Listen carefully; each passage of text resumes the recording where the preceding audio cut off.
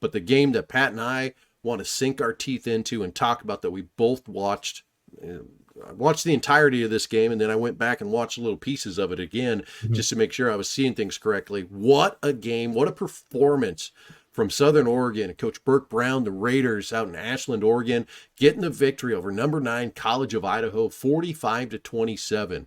The Yotes tried to do a lot of things to Southern Oregon, but defensively, SOU, great game plan to go up against that high-powered offense of College of Idaho. And offensively, this was an offense that I've always looked at Southern Oregon, Pat, and I'm going like 9 different places here. But I always thought of Southern Oregon and how I'd seen them play this year and in previous years, kind of defense first.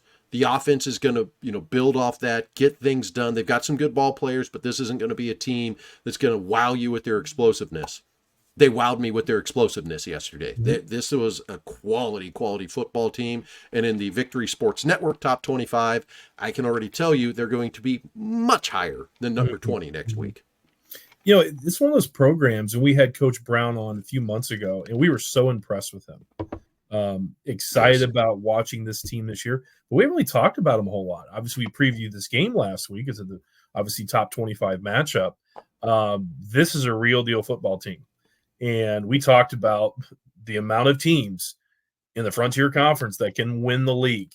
This is another one. I'm telling you right now, with what they put together, they're getting back to their roots. Because when I think of Southern Oregon, Jason, I think, Southern Oregon won the national championship 10 years ago that set all kinds of offensive records and just threw it at will, balance of run and pass, the great quarterback play, always the strong running game is the balance. They're getting back to that. I mean, look at the balance. Look at the stats. It tells you the story. I mean, just like college football 25 on PS5, stats. I mean, it's unbelievable. I have the game, by the way. It's a blast. Anyway, you do? It's so great, by the way. It's back, man. 10 years off. 44 and still playing video games. Hey, here we go. I wish I had it.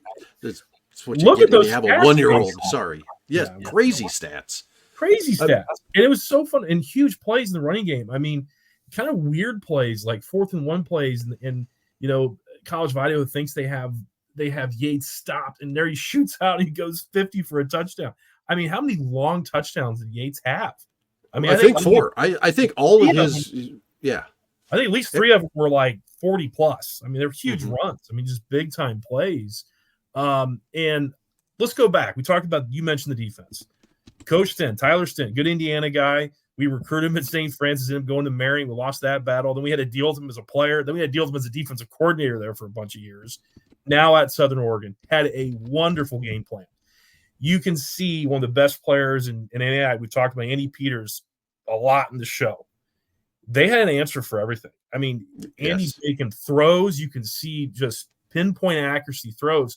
But then there's a defender getting a hand on the football, defending things very tightly, making things very difficult for Peters. From a ball accuracy standpoint, getting the ball out on time because of pressure. You can see they're getting after the pass rush. Just everything that they did was very well planned and executed from a game plan standpoint. Coach did a great job, man. I thought was very, very impressed. And again, we talked about the offense. So you have both sides of it really, really clicking here for Southern Oregon. And we talked about, man, drinking the Kool-Aid. Like Coach Brown, he talked. Yeah. I'm like, I'm on board. Let's go play. Yeah. In our conversation with him, I'm sitting there like, God, he's passionate awesome about you could feel it, passionate about the program, passionate about Raider football, loves the area, got the family there. This is, kind of he's had some ability to build the program with him as the head coach now, being there a couple years. And, this was a great signature win.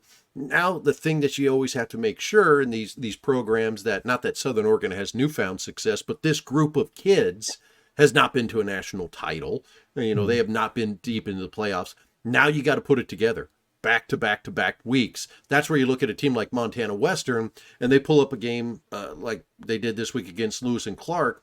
And you go, ooh, cause for concern. But Western has had some success these last couple of years. These kids have put it together week after week after week. Southern Oregon is just kind of in that new phase, and they've got some big games coming up on their schedule. I mean, this was a huge one as it is, but there's a lot of rated teams and a lot of good football being played in the Frontier. They've got to figure out a way to put it together week after week after week. And, we go to the other side here. We talk about College of Idaho. Here's a team that high praise at the beginning of the season, still high praise. This is still a great football team. But you lose to some of the top teams in the conference. Now, you don't get talked about as much because you got to beat, as tough as the league is, you've got to beat the top teams in the conference if you're going to be in contention come postseason. They're still a top 25 program. They're still a top 20 team.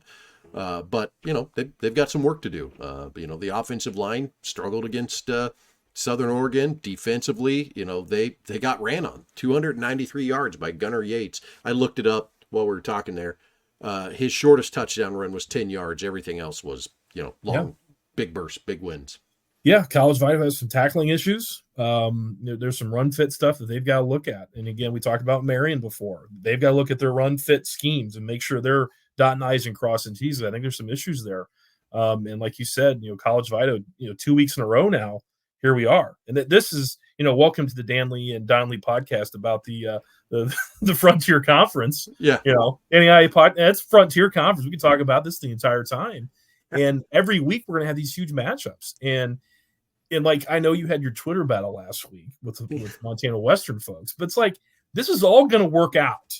Yes. They're all going to play. I mean, it's an insanely good conference. I mean, look at this. I mean, every single week we're having these marquee matchups, and sometimes 2 or 3 in a week. And we're going to figure this thing out. And there's going to be unbelievable regular season games. There's going to be rematches in the playoffs.